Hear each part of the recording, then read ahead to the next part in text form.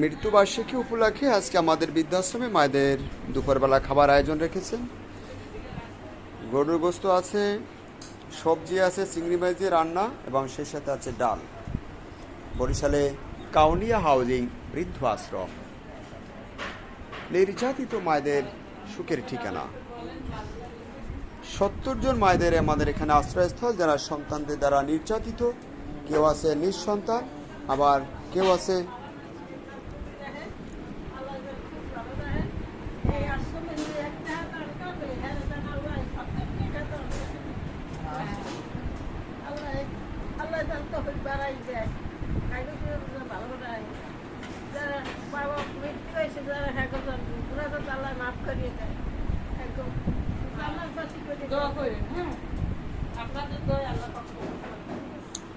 শুভাকাঙ্ক্ষী যারা আছেন, দোয়া রাখবেন আমাদের বৃদ্ধাশ্রমে মায়েদের সাথে।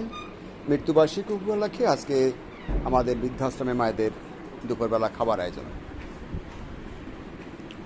যারা আয়োজন রেখেছেন তাদের সকলকে যেন আল্লাহ ভালো রাখে, আয় রোজগার বরকত দেয়। পরিবারের সকলকে আল্লাহ যেন সহি সালামত এবং সুস্থ রাখে।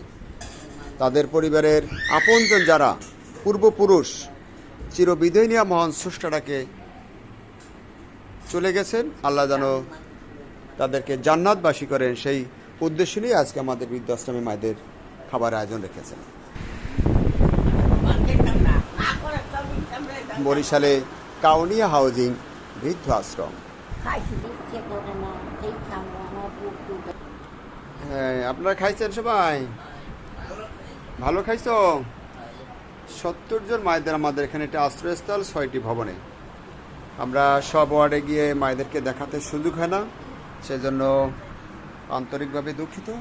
শুভাকাঙ্ক্ষী যারা আছেন, আপনারাও আসবেন আমাদের এই মায়েদের দেখতে। আপনাদের জন্য নিমন্ত্রণ রইল এবং দোয়া রইল। সবাই ভালো থাকবেন। আমি মোহাম্মদ শাকওয়াত হোসেন, বৃদ্ধাশ্রমের প্রতিষ্ঠাতা ও পরিচালক। খাবো, একটু পরে খাবো। তোমাদের খাওয়া শেষ হইলে তারপরে আমি খাবো।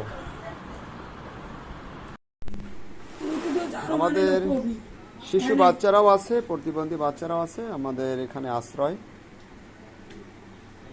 আমি এই মুহূর্তে আছি প্রতিবন্ধী ওয়ার্ডে। আমাদের অনেক মায়েরাই আছে প্রতিবন্ধী এই শিশু ওয়ার্ড, শিশুদের সাথে।